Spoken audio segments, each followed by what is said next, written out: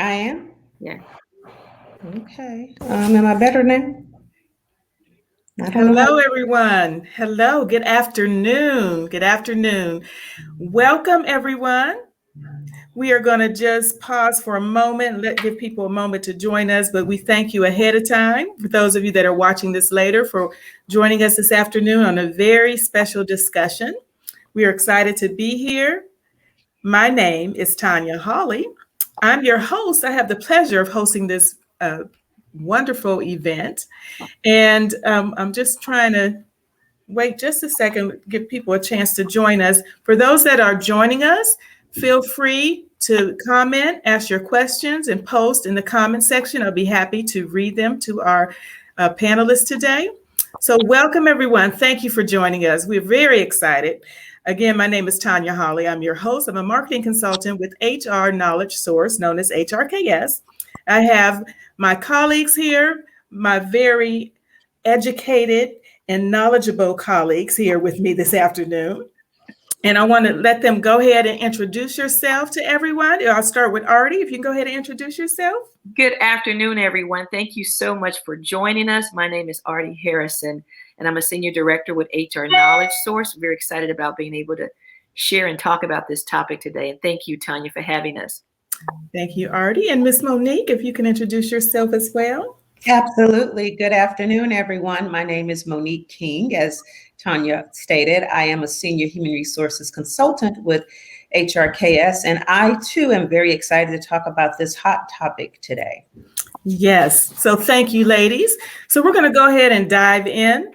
And again, for those that are joining us, feel free to post your questions or comments in the comment section. I'll be happy to read them to our panelists and we'll be happy to get an answer for you.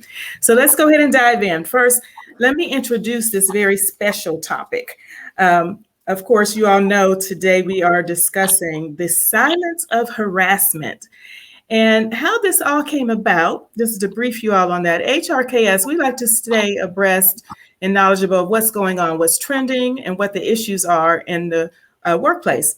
So, one of those issues that I know everyone knows, have been seeing in all of the news, is sexual harassment. So, we thought we would do a little conversation here this afternoon, addressing some of those issues, explaining some things, and giving you some knowledge about those kind of issues. And again, if you have questions, let us know. And of course, HRKS can help all of you. If businesses need help or employees, small businesses, you can come to us for help as well. So the first thing we want to discuss or explain is why we chose the topic of the silence of harassment. That particular word, silence, was one that came up in our prior discussions while we were planning for this. And silence pretty much is relevant with this because people are hesitant to talk about it. And I want us to talk about that word for just a moment and why we chose silence. So I'm going to hand it over to Artie and Monique, whoever would like to go first. If you want to just touch on that word silence and why we chose it. Well, I'll jump in for just a moment. Silence, when people hear that, the first thing you think of is silence. You hear nothing, like no communications. And a lot of times we find that with silence, people fear retaliation. They fear some type of repercussions to them if they are to say anything. So they remain silent and they suffer in silence, or they may feel like there is some type of societal types of stigmatizations around being able to speak out. There's an embarrassment that comes along with it, but being silent keeps it all from within, and the suffering is very internal, very painful, particularly for whether it's a male or female. So Monique, what would you like to dive in there and say? No, I absolutely agree, Artie. And I think a lot of times people are, they don't necessarily know, strangely enough, where they can go, especially depending on who the offender is. They sometimes have protected the offender. Sometimes they also take on the shame or feeling like it's their fault that they brought this behavior onto themselves. And I know that may seem hard to believe, but with the number of years of experience we've both had in human resources, we've seen a lot, and things where people will say, "Oh, there's no way that will happen," but it can, and it does. Yeah. Mhm. And to your point too, also people get very uncomfortable just really standing out because of their own morals or their own values, or making it appear as though maybe it was their fault, or being judged by others. When you tell people things like this, they'll say, well, I would never do that. But you can't ever say what you would never do if you're not being placed in that situation. So, That's true. yeah, that silence can be powerful and painful at the same time. Yes, that was powerful what you said, Artie. When you say the silence, suffering and silence, I think that's pretty powerful, because a lot of times we think of that as a physical suffering. When people are suffering with various sicknesses or illnesses or diseases, they suffer in silence. We don't A lot of times we don't know when people are sick, but this takes on a new meaning when you're talking about a harassment and you're suffering in silence. Did someone actually suffering at their workplace because they're afraid to say something? That's very powerful, I think. Well, let me add to that too, Tanya, because when we were talking about even presenting this topic, um, the comment was made referencing Hollywood, right? And the Me Too movement, and the fact that, to Artie's point, people feeling uncomfortable or judged, that people were just coming when the Me Too movement hit. It was a lot of people saying, why now? Why had they said anything in so long? Well, it's all of these reasons that we're talking about. It's, feeling inferior, feeling like you didn't know who to go to, protecting the perpetrator, all those reasons. But there are several reasons that people will sit back and not say anything, and then even be uncomfortable with saying something because they're feeling like they're going to be judged. But like what the Me Too movement showed was, clearly there were a lot of people that were silent, but when someone finally spoke up, then they were like, you know what, it happened to me too. It happened to me too. Oh, this is widespread. And clearly there were a lot of people who were, quote unquote, suffering in silence. So hence we're here today. Yes. And to your point, I apologize, Tanya, but to your point, I think maybe each of us at some point has probably said, why are they waiting 13 years and they're coming out with that? For us to be so judgmental of the pain that others suffer, this Me Too movement, like my colleague Monique has said, allowed for a forum for women to come out and others to speak up and say, it's happened to me too. Even though it was 13 years ago, the pain is still real. There's triggers for that stuff. So through this whole journey of being in HR along with Monique, you just learn not to make those types of judgments about people. Yes. And my favorite one was, I would never do that. People say that all the time. It drives me crazy when people always say, oh, I would never do anything like that. I would never do that. Because you have to put yourself in someone else's position. You have never been in that circumstance. And people are very, they commonly say that, use that phrase, I would never do that.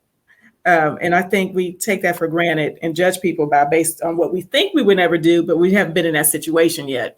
You don't know yourself. And, I was one of those people that, like many people that may look at TV and look at scams and say, oh, that wouldn't be me. Well, I got scammed on Craigslist buying puppies. And I never thought that I assumed that I could see through it.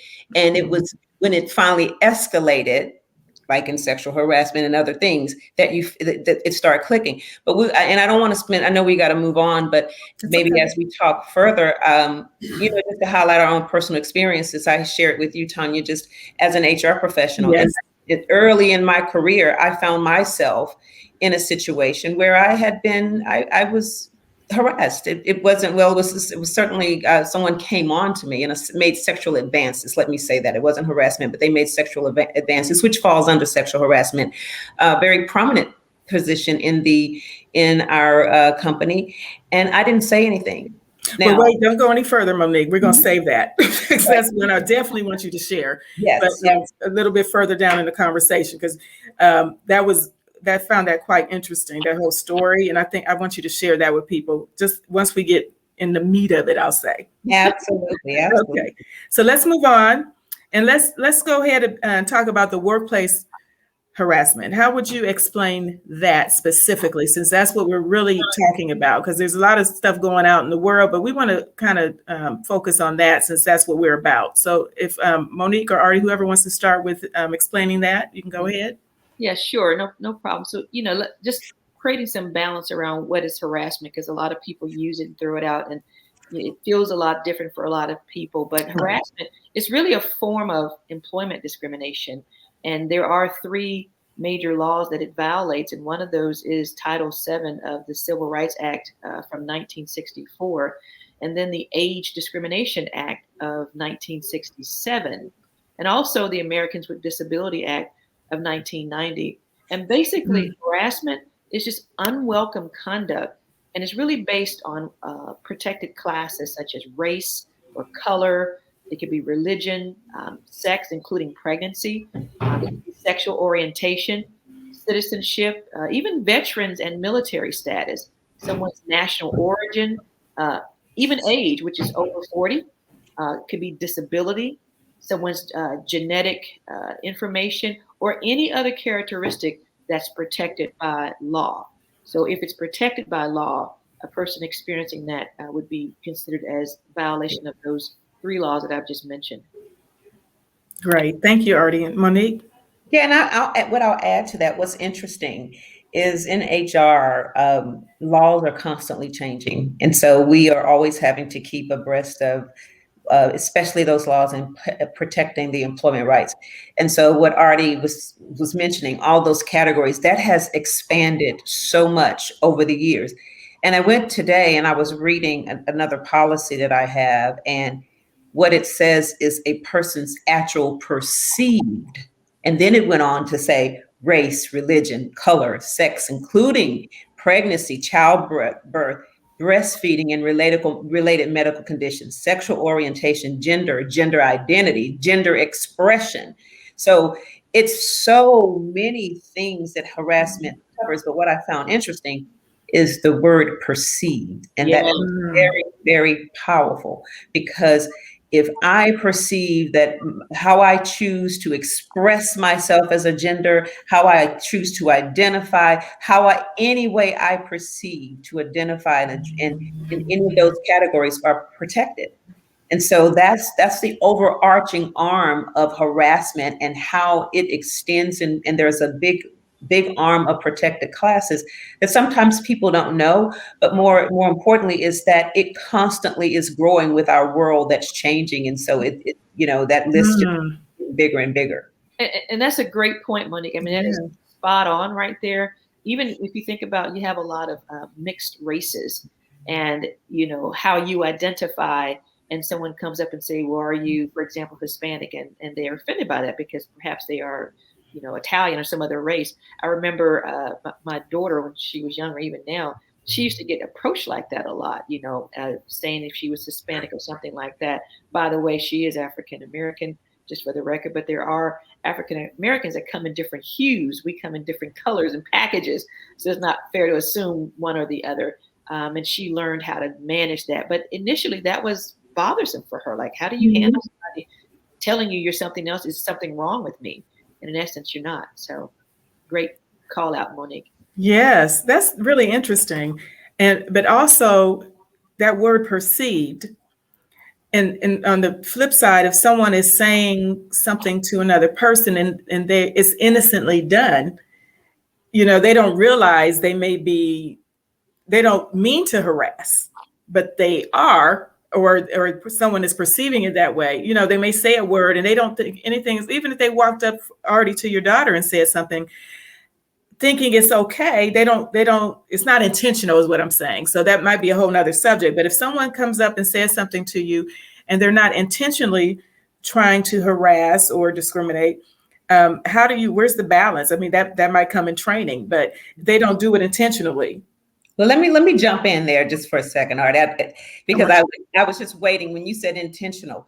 When you look at harassment, it is not about your intent; it's about the impact that it has on a person. Mm. You also have to consider a reasonable person perceiving that. So it can't be someone that's so. If you came and said that someone said this to me and they only did it one time, that's not harassment. That's not me. But if every time I see you and you look Hispanic or whatever, and I just assume that you can't understand English, and I begin speaking loudly, can you hear what I'm saying? Do you understand? And you do that all the time, then it takes on a different form. So you have to look at not only, because a person could say, well, I didn't intend to do that. And if you only did it once, then that's understandable. But if you continue to do it, then the impact on that person is what's more important than what your intentionality was, because you were continuing to do it over and over again. Yeah, that is fantastic. That is spot on right there. And if I can expound just a little bit on yes, go right ahead. I mean, that is spot on right there. I mean, the conduct, like Monique is saying, for it to really be considered unlawful, because you were saying if they didn't intend it, and she's on point with that, for it to really be considered unlawful, it has to create some type of a work environment that would be either intimidating or hostile or even offensive to, as Monique mentioned, a reasonable person. So it could be stuff, Tanya, like offensive jokes or maybe slurs or epithets, calling somebody out of their name, intimidation, ridicule, any kind of mockery. So all those things can fall into that if a reasonable person feels like it creates that type of an environment for them. So yeah, absolutely. Okay. Those are some good nuggets. Now, of course, today we're going to go ahead and get into sexual harassment, but we'll probably come back and talk about all that other stuff, because that's a whole nother chapter that we might have to get into. That, and I'm sorry, I started it. I started it that time. My bad. Okay, so let's go ahead. And let's go ahead and talk about sexual harassment. That's why we're here today, and we want to focus on that a little bit and just give some insight. And as I mentioned in the beginning, there's been a lot of media coverage about sexual harassment and things going on. We all know about the New York governor and things going on. There was something about the Redskins cheerleaders and their lawsuits. So there's a lot of current situations that are trending. Let's go ahead and talk. I'm sorry, we have a question here. Let me pause and get the question. And let me say hello. There's Edith. Edith is here. Hi, Edith. Thanks for joining us. And of course, Tamiko. Hey, Tamiko. But Edith has a question. Who is considered a reasonable person in HR? I guess she means to go to, I'm assuming. Yeah, it's not, if she's referring to when we were saying a reasonable person being perceived something as harassment, it's not a reasonable person in HR. It's like the example we were using. If Tanya, you were to come to me and say, I'm being harassed by my manager, of course, we're going to take that serious, and we've got to ask you some questions to understand what has taken place. And if you say, well, yesterday he told me I looked really nice and it made me uncomfortable. And then I'm going to say, well, has he done this on a consistent basis, or are there other times that he's done that? Then if you would say, no, yesterday was the first time. Well, that's you being a little bit sensitive. Maybe your awareness is raised and you want to make sure now, let me pay attention to how often he does this, but we wouldn't consider that harassment. And so it's someone that would reasonably come and bring this to our attention because there has been a consistency in the behavior from someone making you feel uncomfortable at work.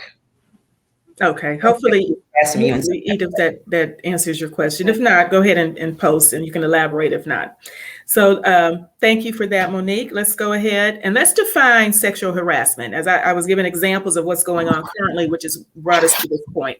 So if we want to there's a couple types I understand that is recognized by law. We want to give those types. Artie, I'll start with you. So I'll give one of them. One of them, it's called quid pro quo. And so if you think of it in simple terms, quid pro quo is this for that. So what happens with quid pro quo is there's some type of sexual demand that's made of an employee, and it's usually made by someone who has authority over that person, like a supervisor or a manager. And that person has the ability to affect the employee's conditions of employment.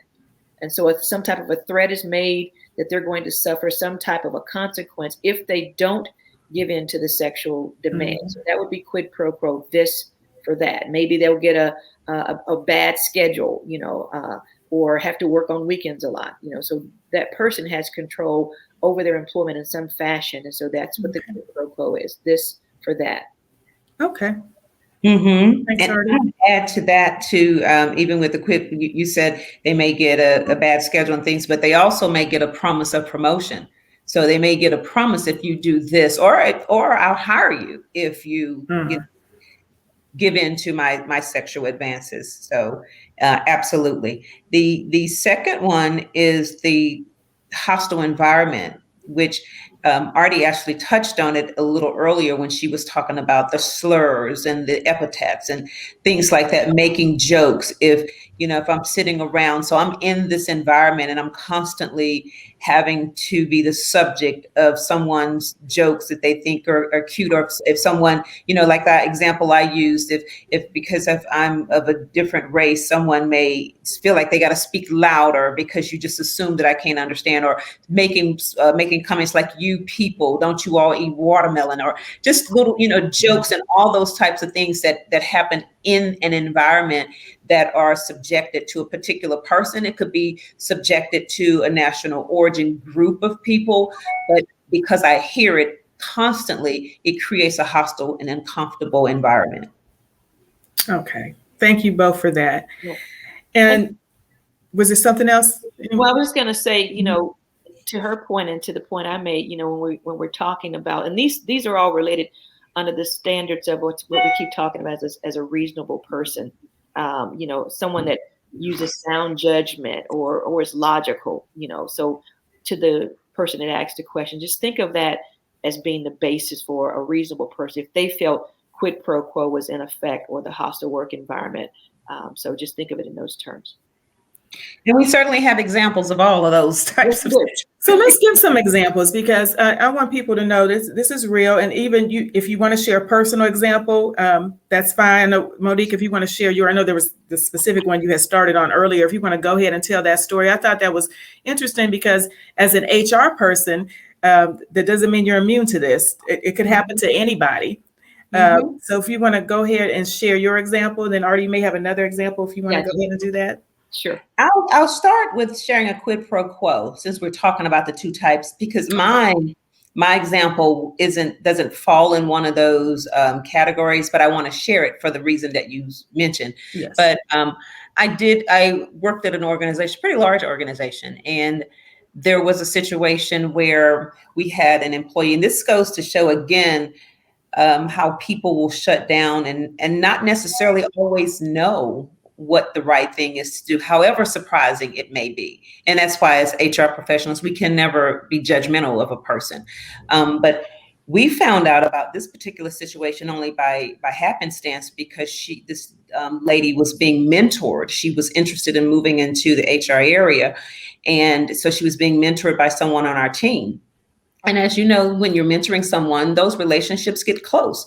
And so she started learning about her personal life and things like that. And she just casually mentioned to her about an individual that was making sexual advances to her, to the point where she had done something sexually with him, but not that she didn't want to. And he was using his position, and this person he wasn't even an executive. He supported our executive staff. And so he had access to the executives. And so he used that to augment his status. And he continually, said those things to her about who he was and how he had these connections and so forth. And this person was a single mother with 3 children, and she needed her job. And she started engaging in behaviors with him, sexual behaviors that she did not want to do and was uncomfortable doing. And at the time that she shared this with the person on our team that was mentoring her, she wasn't sharing it to report it. She was sharing it to say, this is going on, almost like this friendship that they had developed. And she said, whoa, wait a minute, I'm HR. I have to report that. I've got to look into that. And she said, no, I don't want you to do that. I don't want to get him in trouble, and I don't want to lose my job. She said. And there had to be a whole conditioning and understanding to say, wait, do you realize that you don't have to have sex with someone to keep your job? And why on earth do you even believe that to be the case? And so we investigated the matter, but she was reluctant because she was afraid of what would happen, what the retaliation, what the backlash would be. But fortunately, we looked into it, investigated it, terminated the employee, And she was very happy. And it's certainly a lesson learned. And again, when you look at those, she could have been one of those Me Too people because she wasn't going to say anything. And it would have been an aha when it came up later when she Okay. saw someone else do it. So that's a quid pro quo where he was, certainly using his power or position to get her to join him in sexual activities. My example that I wanted to share is because I think oftentimes when you talk about the shame or the fact of not understanding or what you think you will do, as an HR professional, I know that people would never assume that I was in that type of situation, but I was very early on in my career. And I certainly, it wasn't because I was looking to gain any type of position that I didn't say anything. I just was so uncomfortable and a little bit taken aback and shocked and just didn't say anything. And at that time, we weren't teaching sexual harassment as much. We were just dealing with when issues came up, we addressed them and investigated, used external attorneys to work with us. But the teaching of sexual harassment and the training wasn't as prevalent. And as much as I even knew in me personally that this was unacceptable, it was just so awkward. And I too was a single mother, but I wasn't, maybe I considered it, but I don't know. But what I do know is I did not say anything. And it was a person that was high up in the company that came to my hotel room and knocked at my door. And I'm sitting here naive and going, what are you doing here? I know we don't have a business meeting. And, one thing, nothing happened, but he attempted to do something. And I was in a meeting with him the next day. And I didn't say anything. I was just uncomfortable. And we were out of town and I wasn't going to see him on a regular basis. And I was just glad to come back to Atlanta. So it can happen in any position. It can happen in any title in any organization. And people don't always report. Thank you. Great examples. Artie, did you want to share as well? Yeah, this is an example, probably one that people don't think of very often.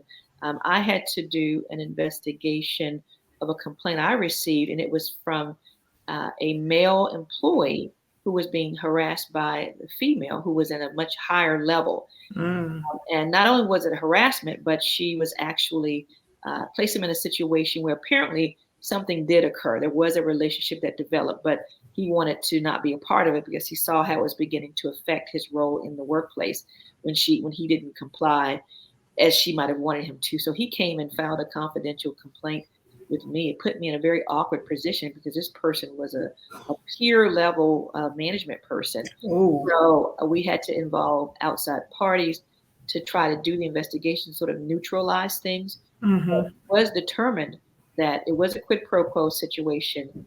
She was found to have done the exact same things. And what really pushed him to that point was when he indicated he was not willing to continue.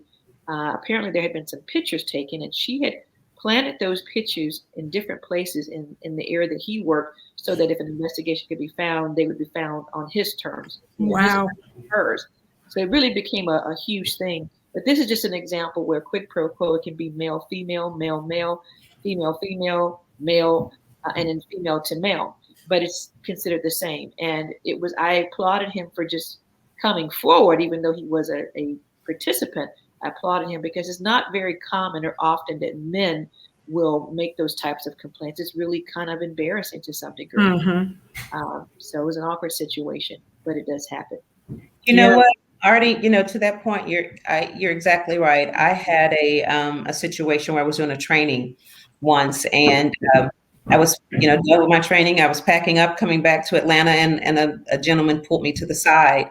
And this actually goes to the example of the hostile work environment. And it was a man, and he was saying to me, listen, whenever I'm sitting and we're having meetings, and the majority of his team, they were all men, or when we're at lunch, they are making all these comments about women and sex and, saying all these things, and it makes me uncomfortable. But he was embarrassed to say anything because he was a man, and he felt like he wouldn't be considered to be a man's man if he spoke up. And he was a Christian, and he didn't speak like that, but he wanted to be a part of the team. And so so they would just uninvitingly invite him into the conversation. Don't you feel the same way, Joe? Ha ha ha. And he would just kind of, laugh it off, but not feeling comfortable saying anything. And so those are, so I'm glad you mentioned about the male, because a lot of times people assume that it's always females and that it doesn't happen to males, or, that they would be pleased by it, but that's not always the case.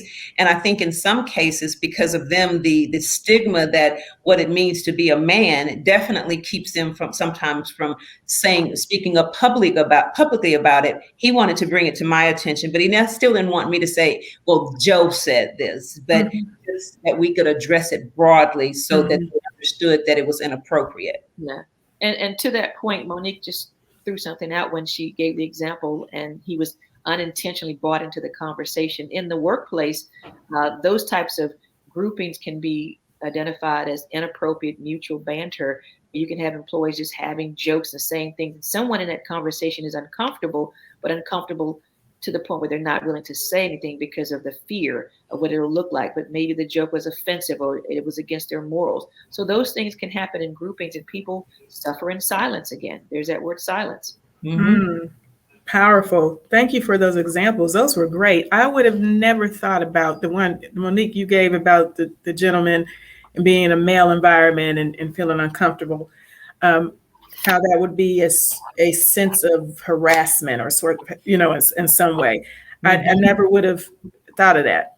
And actually, I have to admit, I'm kind of surprised that a man reported that, but because I would never think on those terms that a man would be offended by something like that. So I could see why they were hesitant, because of how we put them in a little box of how all men are going to be comfortable with this, and they're not. And I think that's in general. And it's the same way we objectify women, right? Right. Women have I think, as I was speaking earlier about sexual harassment, the training of sexual harassment wasn't something that was done initially in organizations. You had Title VII, but you didn't have sexual harassment training. What companies did was implement that, because it was a way to show that here's a way that what we're doing to prevent these things from happening. But if you think about the advertising agency and things a long time ago where women were considered sex objects. And so it was normal for men to expect women to have short skirts on, or to touch women, or call them babe in the workplace. And it just, whether a woman felt uncomfortable or not, it was kind of just accepted. It was the status quo. And then you bring in sexual harassment training and laws, doesn't mean that people automatically stop doing it or necessarily got it. And then, so it's two-sided. It's like that double-sided coin, where the man feels like, well, I'm supposed to be a man. And just like you said, and you didn't even think about it when you were saying it. I didn't think the man would feel that way. Well, men know that. They know that people don't think that they should feel that way, so they don't say anything. Right. And to your point, that situation that I described, it also ended up in me having sexual harassment training done in the company on a regular basis, which is the outcome here, that there not only needs to be regular sexual harassment training, as Monique said, it's changed tremendously in terms of its definition and what could be considered as that. So you want to keep the employees up to date as to if what they're experiencing can fall into that category, then they need to be knowledgeable of how to deal with that. So, yeah. Right. And HRKS can give that knowledge, just so everybody knows. So we'll make sure we talk about that in the end. We actually just have a few minutes left, but I wanted to, one thing you touched on, I had down, what if you aren't at work? As far as, you're not physically at your work office or location. Some people may assume it always happens at work, but from even your example a couple of examples gave, you weren't actually in the workplace environment. Can you talk on that a little bit? Absolutely. I'll throw a few points out on that one as well. That comes up quite a bit, and things that happen outside of the workplace can make their way back into the workplace. Inappropriate text over the weekend, or out at a sports bar with some friends that all happen to work at the same place, and something inappropriate happens. They come back to work, they report it to either the manager or HR. So those outside activities can have an impact because they'll make their way back into the workplace. Social media has been a big push in increasing the exposure to harassment for people. People don't recognize that truly has an impact. So those are a couple of points around that. Thank you. Monique, did you want to touch on that, or are you good? No, I agree. It's the same thing. It's that if it's a lot of times it's if it's a work party, or if it's, hey, let's get together for happy hour, that's an extension of work, so to speak. You're with the people that you work with, and you're bringing that atmosphere back into the workplace. And so if it happens, just because it didn't happen at 4920 Mockingbird Lane where you work, it still happened with a co-worker. So you do have and especially if it becomes a manager and so forth, and that happens. Okay, great. Thank you. And so lastly, my last question I officially have is, what actions should people take if they feel like they are harassed, sexually harassed or harassed, period? Artie? Well, first of all, if they're in the workplace, they should report it to HR. HR has a duty to act, which we've talked about that prior to going online. They have a duty to act. Particularly if it's your immediate supervisor that's involved, you want to report it to HR or anyone in the organization that's of a management level if you experience this. And typically when that's done, then there are protocols that HR should put into play, such as an investigation. Depending on what it is, if the individuals are at the same location, someone might be separated. So it depends on what's going on. But the first and foremost thing is to report it to HR. Would you say, Monique? I agree with that, and what I would add to that is that a lot of times, and I know people, I've heard it, and I know you have too. Or, oh, I don't trust HR. They're for the company. They're for the company. And as you said, Artie, HR has a duty to act. Most companies, if you look at your handbook, employment, whatever that you call it, it's going to tell you that first you don't have to, because you can always go straight to HR, but you can tell the person, this makes me uncomfortable. You need to stop this behavior. Because 9 times out of 10, if you come to HR, they're going to ask you, did you tell them that the behavior was unacceptable? Some people may be offended by that question, but we want to understand, did you let them know? Because sometimes that could be an immediate, oh my gosh, didn't realize. And surprisingly enough, sometimes people don't realize the obvious is offensive to someone. And then if you're not comfortable doing that, then you can go to that person's manager. But in all, like Artie said, if you want to, you can go directly to HR. Sometimes I would recommend people make sure, let the person know, because not that we say it so that you're not comfortable coming to HR. But if you think about, you want to build those relationships with people, you want to be able to have conversations and express yourself openly. And that teaches you how to do that in the workplace. And so sometimes it can be addressed with a simple no. But as we've seen, as what you've said, seeing in the media, we've learned that sometimes people think no means yes. Yeah. But what I want to, be really clear about, especially for people, because of the topic that we're talking about today, the silencing is usually because people don't want to say something to the offender or go to the manager of the offender, because maybe they've had some bad experiences and say they don't do anything. But if it is reported to HR has an absolute duty to act, as Artie said. So that's what you should do. Yeah. Thank you so much. Yeah. Go ahead, Artie. One quick point to what Monique said.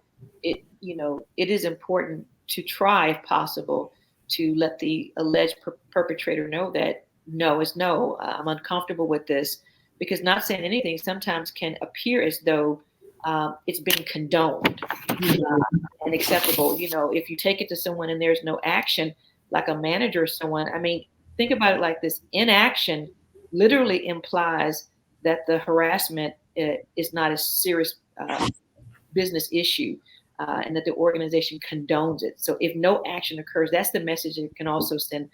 Yes. Which is why some people remain silent. Right. Yes. And I actually was going to ask you to touch on that, why it's so important to not be inactive, or inaction implies something totally different that you don't want to imply. That's right. That's exactly right. Companies not standing behind that policy and them not taking actions, as Monique and I were sharing, that perpetuates people being silent. If they've seen actions where the company has not responded, it makes them less willing to bring it forward. Mm-hmm. Yes. All right. Well, ladies, I thank you. Believe it or not, we are about out of time. If anyone has further questions or comments, they can reach us. I'm going to let Artie and Monique touch on that, what HRKS can do for you, what we can provide if you need more information or knowledge about any of these things. We have services that we can provide to help you for small businesses and individuals. So I'm going to let both of you touch on that a little bit, and we're going to close it out. Yeah, absolutely. And just to acknowledge, Patrice, you're absolutely right about sometimes people are afraid to say anything because of retaliation. So you're 100% right about that. So HRKS, we offer consulting services for these types of sensitive employee relations matters. We can provide training on things like managing difficult conversations and situations. So we can customize training. We also do executive coaching. So we can play a part in helping to maneuver through some of these challenging employee relations matters. Yeah. And I'll add to that because you covered the full suite. But I really like the fact that you said the management and executive coaching, because what oftentimes I've noticed employees do is they line up management with the company, but forgetting that the company also has liability that they have to be concerned about. So the fact that providing that coaching, don't assume, because we've seen there through enough behaviors that leaders don't always know the right way to behave. So yes, not only providing just that training to the employees, but also training to the leaders as well, and individual executive coaching to help understand what's appropriate and inappropriate in the workplace. Absolutely. Yes, thank you. And Leah had a comment. Leah says, love that recommendation, Monique, that you said earlier. Sharing that something is not acceptable with the person who said it is so crucial. HR can certainly help with this initial conversation if needed. Thank you for that, Leah, and Patrice, your comment as well. So everybody, if you need more information, be sure you contact us. You can go to our website, hrknowledgesource.com. You can also follow us. Please follow us on all of our social media outlets at HRKS LLC. Feel free. Questions, you can still comment on here. We're going to do a part 2. We got a lot more to talk about. We're just limited right now. So for those of you that have joined us, we thank you so much. Please continue to follow us. If you have questions, hit us up. We'd be happy to answer and help you with anything you might need assistance with HR related, because HRKS, we know HR. Thank you, everybody. Have a great afternoon, and we'll see you next time. Bye-bye. Bye-bye. Thank you. Bye-bye.